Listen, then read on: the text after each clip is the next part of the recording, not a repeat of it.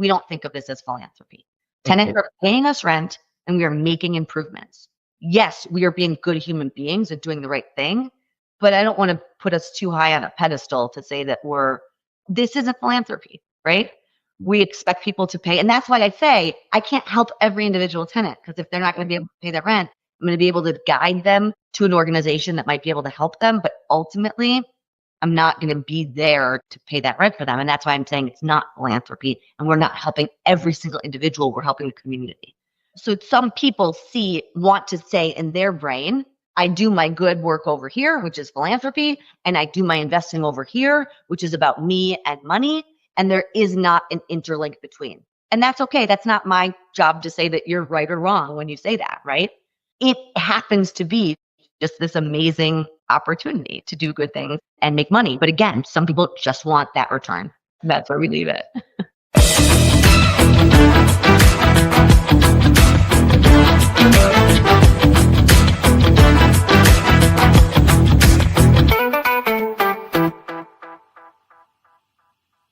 Good morning, and great morning, guys. Welcome to another fabulous episode of Exit Strategies Radio Show. Hey, I'm your host, Corwyn J, Melette, broker and owner of Exit Realty, Low Country Group in beautiful North Charleston, South Carolina. Hey, if this is your first time listening to this show, you, sir or ma'am, are in for a treat, because our mission is very simple. That is to empower our community through financial literacy and real estate education, guys. We're legacy building. That's what we do.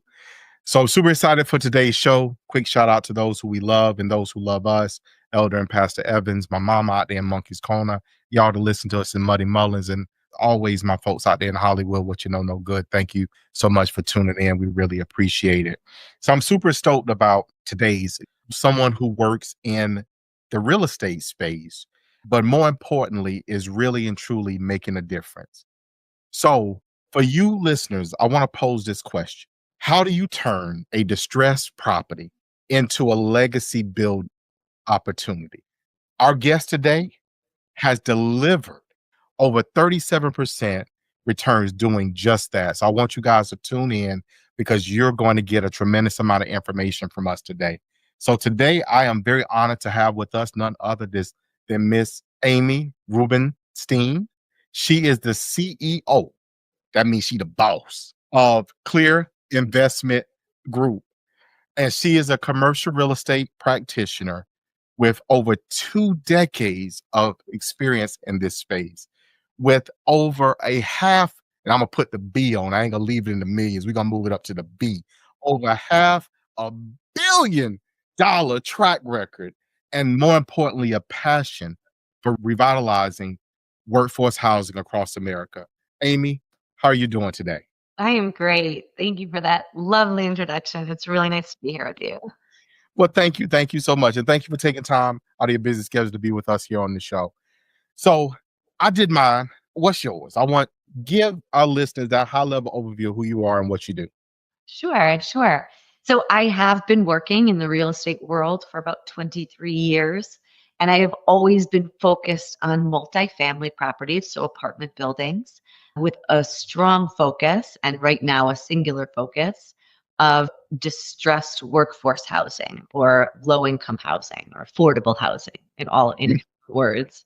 And so we are around the country. We do have a company that is based out of Chicago, and we like to find properties that are having some troubles, usually from a management standpoint, and we like to stabilize them, better the communities, bring back the communities to where they should have been before, and eventually then we do sell our properties. So as an item of note, Amy, affordable housing, as I tell people all the time, is my jam. All right. Look here, if I was in a band or was a rock star, that would be the song I would be singing. I'd be laying the crowd out. So I'm super excited to have this conversation with you. So I'm going to pose this question to you. For you in this space, how, one, can it, but also how do you help close that affordability gap, leveraging this type of product, workforce and affordable housing? As far as how do we envision it? How do we see? How do you envision and how do you see this type of product and what you guys are doing, addressing the affordability issue or the affordability gap that exists in real estate for us today? Yeah, there is absolutely a shortage of affordable housing.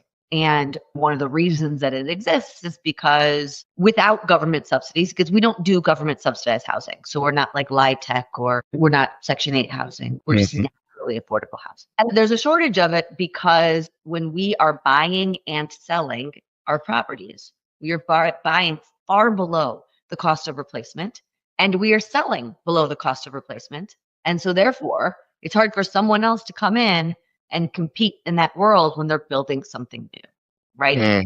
Because as you get a shortage of affordable housing as more and more people need it, but also as some affordable housing gets more and more distressed. And now what it becomes is affordable housing that's substandard. And that's where we're trying to close the gap is there are properties that can be affordable housing in a safe and habitable way, but a lot of these properties are not being taken care of the right way, or the tenants aren't being treated the right way, or there is some disconnect into how they should function in a productive society to provide something that is good both for the owner of the property and for the tenants themselves. And so we step in to try to fill the gap by finding housing that exists already. We're not building anything new, but it's not providing what we think it should be providing. Again, safe, habitable housing that people can feel proud to live in. That we find properties that should be providing that aren't providing that, and then try to get them back to what they should have been. So essentially, it's a value add for your group. What you guys do, just something that is lacking, is missing. You come and add that, adding value to it, therefore increasing its overall value, getting it closer to its full potential is what you guys are doing. Yeah, I mean, we actually like to call it value restoration as opposed to value add. And I know I'm being a little cute with this, but the reason that we say that is because we're not trying to change the asset class because we don't want to price people out of it. So we're not coming in and saying we're going to add a brand new gym and we're going to put in granite countertops and we're going to make these, units fancier. We don't want to do that. We want to take the product that was supposed to have been there in existence before, that now is fallen apart for certain reasons, bring it back to the market, stabilized, but not over improve it so that it prices people out. And so that's why we call it value restoration. But I know I'm just being a little cute there. No. That is the perfect definition. That's not, so I didn't take it as being cute, if you will. I took it as that's actually what it is, because fundamentally in real estate, we have this conversation about a property has a certain potential, has potential. It's also what it is, and is it at its full potential? So you guys are restoring the property's potential. I really love that concept. So why do these types of properties, distressed properties, such as what we're talking about, offer unique opportunities in the current climate and the current market? Yeah. A lot of people buy properties based on the income that's coming in today and looking forward. What can they do? How can they improve it? But that is very limiting when you're looking at properties just based on what the income is today, even looking at the potential. For us, when we're looking at a property, often the properties we buy are negative cash flowing. Tenants maybe aren't paying their rent for right or wrong reasons, and we can get into that later if you want. The occupancy is very low. So there are reasons as to why this property is negative cash flowing. For us, that doesn't scare us away. That's not a qualification that we have as to whether or not to buy property. We are looking towards what does this property look like at stabilization. Once we have market occupancy, once we have market collections, how is this property cash flowing then? And that number that we're going for. And we're not afraid of the work that it takes to get from where it is today to that stabilization point. And I think that's where opportunity lies, is if you're not afraid to get in and do that heavy lifting and do that hard work, and if you're aligned with your customer base. So for us, I feel like we're in alignment with our tenants because they want affordable housing. We want to provide affordable housing. We are not trying to kick people out to raise up rents. And that's what allows us to be successful. We are aligned with our tenants. So I'm going to give you a term, and my precursor, it may be a little cute, right? But what you just said, and this is a perfect segue into this, you guys have an approach, if you will, that really focuses on ethical redevelopment. So if you could elaborate on that piece, because you made mention about being in alignment with the base. So you guys really approach it from what I'm hearing, and please articulate from the consumer side more so from the investor side. Yes, I will say, first and foremost, we are a for-profit company. Don't want to make us sound overly altruistic, but the reason that I love what we do and the reason I love coming to work every day and the reason that it's so easy for me to motivate our team is because we do really great things. We really improve communities and we make things better, and we don't have to sacrifice the returns that we give to our investors. And that puts us in the luckiest position. And I strongly believe that the way to create sustainable impact in communities or in the world, if we can take it that far, is by not sacrificing profit to investors and also continuing to do good things. That is sustainable impact, where you're not relying or depending on someone who doesn't have skin in the game or someone who's just giving only to be altruistic. Because this way, everybody gets to win. Let's take a short break. You found the perfect property. You got the vision. Now you need the capital. At Melefund Capital, we specialize in funding real estate deals for investors who want to build, flip, or hold and don't have the time to chase after banks. Whether it's new construction, a fix and flip, or long-term rental, we offer simple terms, fast approvals, and access to private capital. We even work with manufactured housing projects because we know what it takes to build value from the ground up. Simple. You bring the deal, we bring the money. Visit melefundcapital.com or call 843-619-7038 to get pre-qualified today. Melefund Capital, we fund what you build.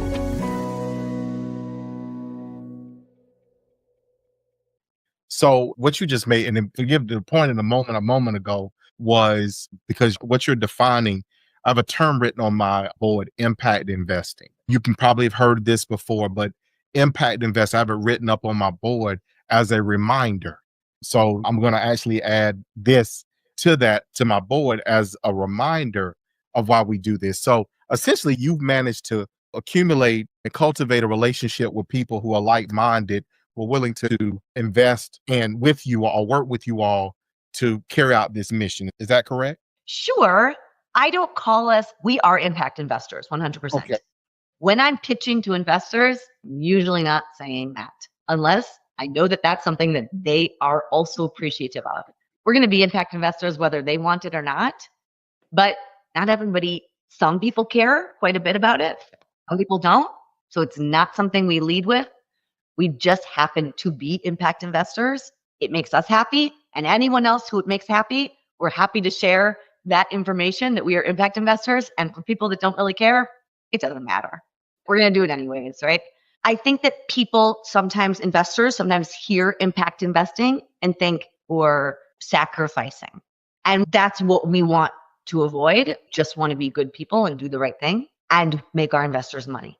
But the truth is you can do it. Not every path is as lucky as our path, where it's so aligned, or we really don't feel like we have to sacrifice.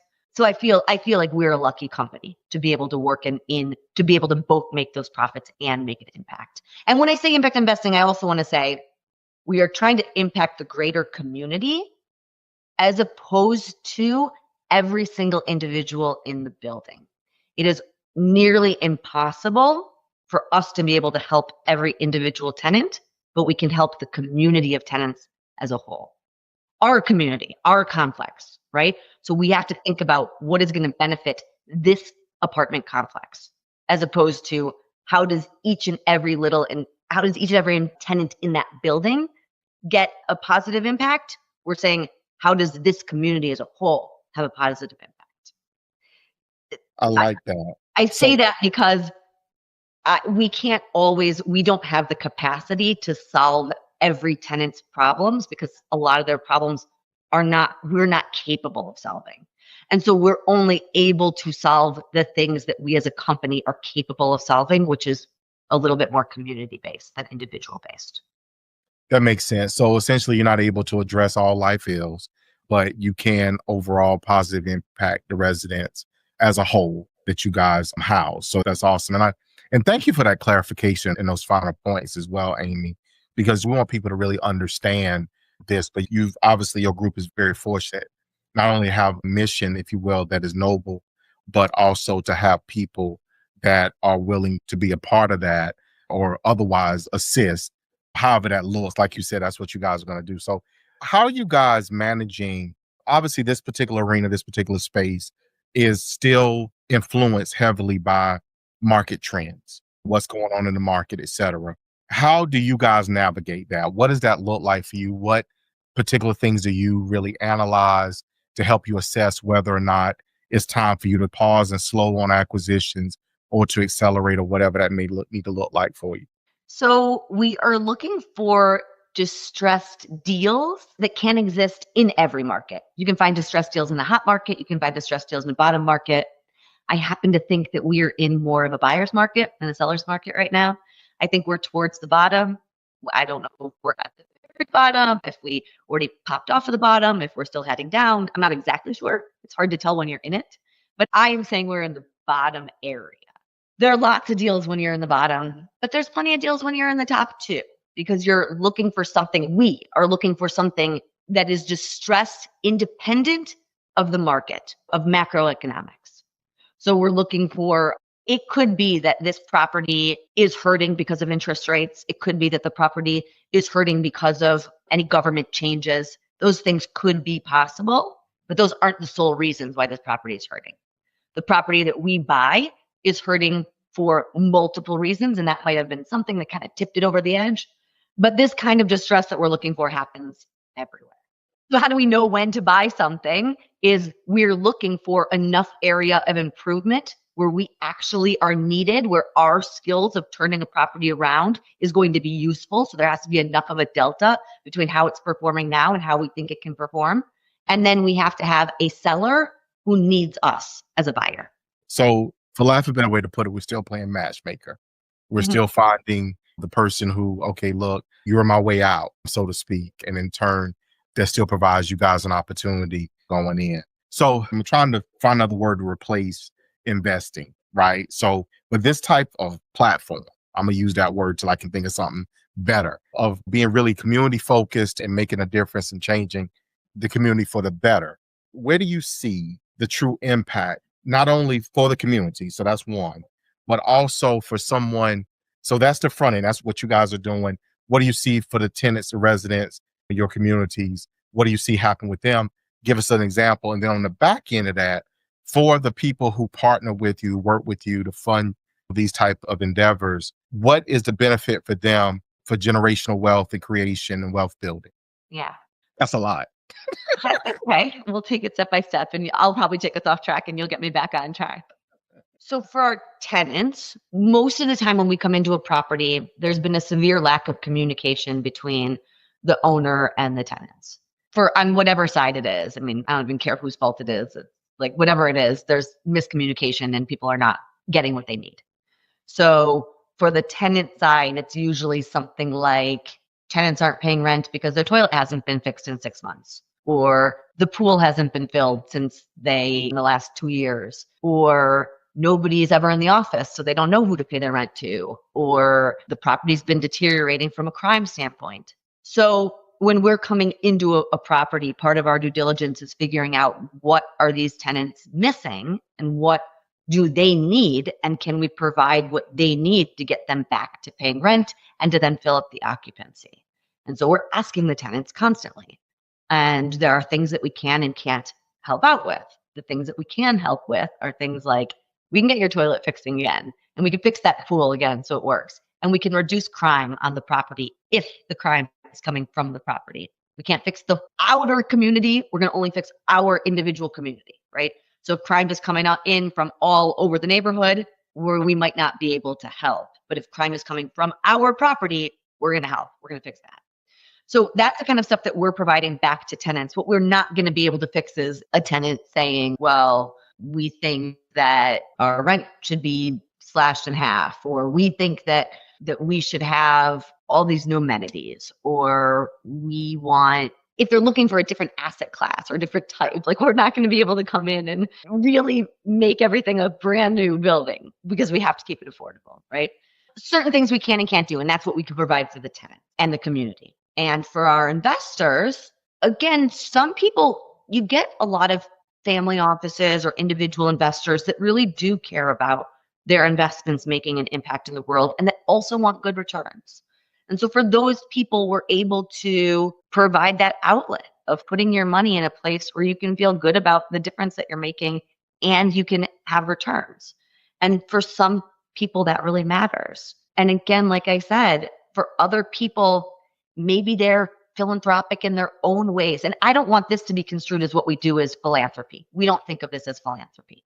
Tenants are paying us rent and we are making improvements. Yes, we are being good human beings and doing the right thing, but I don't want to put us too high on a pedestal to say that this isn't philanthropy, right? We expect people to pay. And that's why I say I can't help every individual tenant, because if they're not going to be able to pay their rent, I'm going to be able to guide them to an organization that might be able to help them. But ultimately, I'm not going to be there to pay that rent for them. And that's why I'm saying it's not philanthropy and we're not helping every single individual. We're helping the community. So some people want to say in their brain, I do my good work over here, which is philanthropy, and I do my investing over here, which is about me and money. And there is not an interlink between. And that's okay. That's not my job to say that you're right or wrong when you say that, right? It happens to be just this amazing opportunity to do good things and make money. But again, some people just want that return. That's where we leave it. So a focus of ours here is legacy. What do we leave behind for the next generation? That generational wealth is obviously a part of it, but wealth is beyond money. You got to leave what you guys are talking about, which is just being good human beings, human becoming. One of our company leaders talks about human potential. And instead of using the being, we're becoming. We're always becoming should be becoming a better version of ourselves, or better people. So Amy, I'm going to ask you this question. What does legacy mean to you as a woman leading an institutional level investment company in underserved communities? That's heavy, ain't it? Yeah, it is. I mean, the first thing I think about is our staff. We come into lower income areas and we're hiring locally in those areas. And we're often hiring people that in a very entry level position. And nothing makes me happier than watching the people that we hire grow into higher and higher positions. Doesn't always work. I wish it always worked. It doesn't always work, but sometimes it works so beautifully, where you can watch someone come in knowing very little about real estate, coming in and being, an assistant, an administrative assistant or a leasing assistant or something like that, and then growing into be a leasing agent, growing into be an assistant property manager, growing into be a property manager, and then growing into be a regional manager beyond that. And that makes me so excited when it happens. I want us to get better and better at fostering that so that it happens more and more often. So something that we strive for, that to me is a legacy, is leaving, because that would be it, changing the trajectory of individual lives there. That's something I aim for on the staff side. On the tenant side, look, these are people's homes. This is where children are being raised, and those children are going to grow up to be adults. I focus on children because that's where I feel like the biggest impact is always made. It's when you can help a kid's life be a little bit more stable. And when we first walk some of these properties that we take over, and I see like kids living with mold in their units, or carpet that has like nails coming up, or there's just like substandard living that just shouldn't exist for kids. Like, we just want like basic. That's why I always say that our basic goal is safe and habitable. And it seems like that's such a simple thing, but not everyone's getting safe and habitable housing.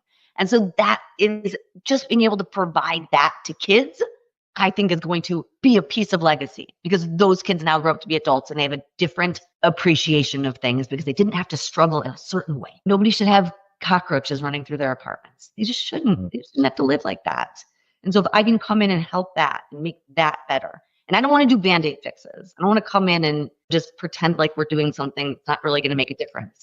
No, if we have a cockroach problem, let's solve this cockroach problem right now. If we have a mouse problem or a rat problem, let's solve that problem. And it's not always easy to solve those problems, but let's get it done the right way So to me, those are small things, but I see that as a legacy of trying to just make lives a little bit easier for people so then they have a better platform to jump off of. That's very fair. So, Amy, we're quickly getting towards the end of the show. So I want to do a couple things. One, I want you to put your information out here on air so that way people can reach out with questions, get in contact with you, etc. So if you would do that, that would be amazing. How could people Yeah. reach you?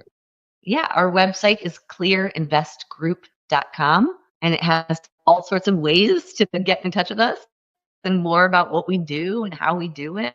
All right. And the next thing is a takeaway for people who are looking to quote unquote do well and do good. What advice or what would you suggest they take away from today's episode to help them to do that?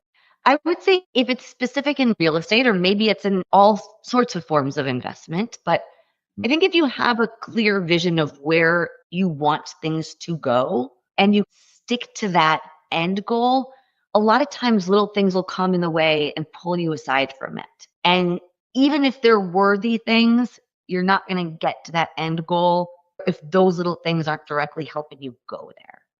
And I think it comes back a little bit more to when I say we can help the community, but not necessarily every individual, because sometimes things will drag you down. I tell my team this all the time. We are coming into a property that has 1,000 problems. And if you deal with the 50 over here, you might never get this property to be any better. And if you deal with the 50 over there, you might not get this property any better. And those are all worthy problems. And all those things might be solved, but you're not getting the property to actually get to a better place. So you can't fix everything better. Where are you trying to get to? And what are the biggest ticket items to get you there and not allow some of the other distractions to let you veer off course? And that is hard because you want to do everything right, but you won't get to the finish line. So I guess that's my biggest takeaway. Thank you. Because I need to hear that, because I literally just was having that conversation about those distractions, the things that will pop up and you give attention to, and it hinders you from the overall goal. So thank you so much, Amy, for reinforcing that for me on today. So we quickly made our way here to the end of the show, and I hate to let you go, but I want to say, first of all, thank you for taking time to be with us today. You provided a wealth of knowledge and insight into this particular space. And I want to say thank you for taking time to be here with us today. Thank you for having me. It's been a pleasure. You're welcome.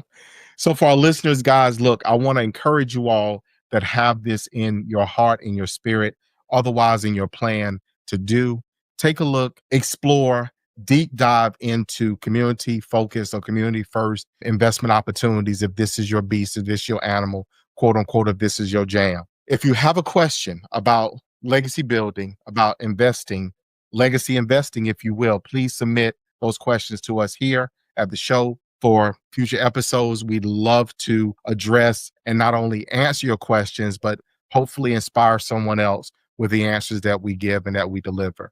So again, Amy, I want to thank you for taking time out today to be on with us. I greatly appreciate it from the bottom of my heart. Thanks for being a part of Exit Strategies Radio Show family.